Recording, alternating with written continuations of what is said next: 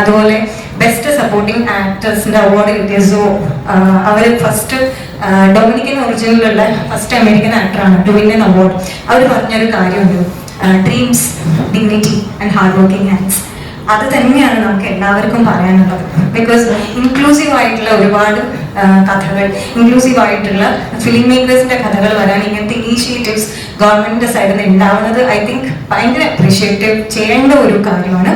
പിന്നെ ഏതൊരു പുതിയൊരു സംരംഭം തുടങ്ങുമ്പോഴും അതിൻ്റെ ഒരു ടീതിങ് ഇഷ്യൂസും നമ്മൾ പറയുന്ന ആ ഒരു ബേബി സ്റ്റെപ്സ് ഇഷ്യൂസ് ഉണ്ടാവും. പക്ഷെ ഐ തിങ്ക് ഈ ഒരു ഇനീഷ്യേറ്റീവിന്റെ കൂടെ കുറച്ചെങ്കിലും സഞ്ചരിച്ച ഒരാളെന്നുള്ള രീതിയിൽ കൂടുതൽ ബെറ്റർ ആവുന്നതാണ് കാണാൻ കഴിയുന്നത്. ഇപ്പൊ സി സ്പേസ് എന്ന് പറഞ്ഞ ഒരു OTT പ്ലാറ്റ്ഫോം, ഐ തിങ്ക് നമ്മളത് പറയാൻ വിട്ടുപോയി. ഗവൺമെന്റിന്റെ OTT പ്ലാറ്റ്ഫോം ഉണ്ട് സി സ്പേസ്. ഇപ്പൊ എനിക്ക് തോന്നുന്നു ഇന്ത്യയിൽ തന്നെ ആദ്യമായിട്ടാണ് ഒരു സംസ്ഥാന സർക്കാർ അങ്ങനെ ഒരു initiative, may be like one of the very few in the world ആയിരിക്കും അങ്ങനെ നമ്മൾ ഫാക്ട് ചെക്ക് ചെയ്യുകയാണെങ്കിൽ.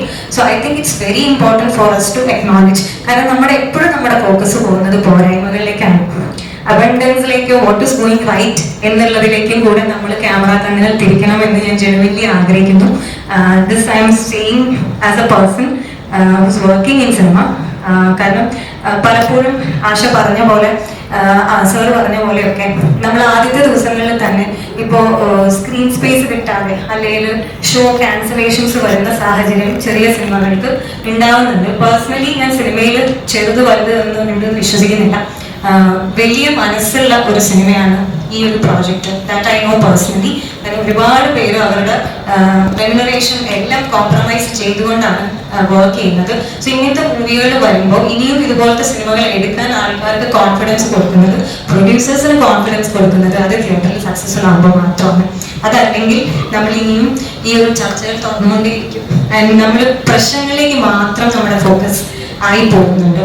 കാരണം പലപ്പോഴും ഞാൻ ഒരുപാട് projects disagreements, differences of opinion ഉണ്ടാകുമ്പോൾ പറയുന്ന ഒരു കാര്യം ഇവിടെ പറയാൻ ആഗ്രഹിക്കുകയാണ്. നമ്മൾ എല്ലാവരും irrespective of which association you are representing, I personally am a member of women in cinema collective, നിങ്ങൾക്ക് എല്ലാവർക്കും അറിയാം. പക്ഷെ നമ്മൾ എല്ലാവരും ഫൈറ്റ് ചെയ്യുന്നത് ഒരേ സൈഡിൽ നിന്നാണ്. We are all fighting from the same side for cinema, for the betterment of this industry. നമ്മൾ അങ്ങോട്ടും ഇങ്ങോട്ടും we are not fighting against each other എന്ന് നമ്മൾ തിരിച്ചറിയുമ്പോൾ കുറേ പ്രശ്നം തീരുമെന്ന് തോന്നുന്നു.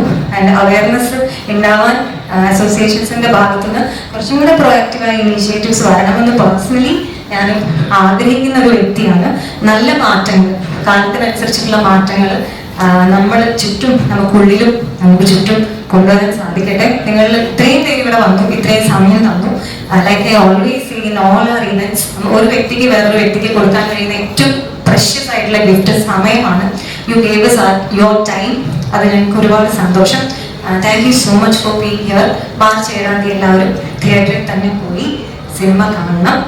ആൻഡ് ഇതുപോലെയുള്ള നല്ല സിനിമകളെയും നല്ല കഥകളെയും നല്ല കലാകാരന്മാരെയും ചേർത്ത് നിർത്തണം. Thank you for being here.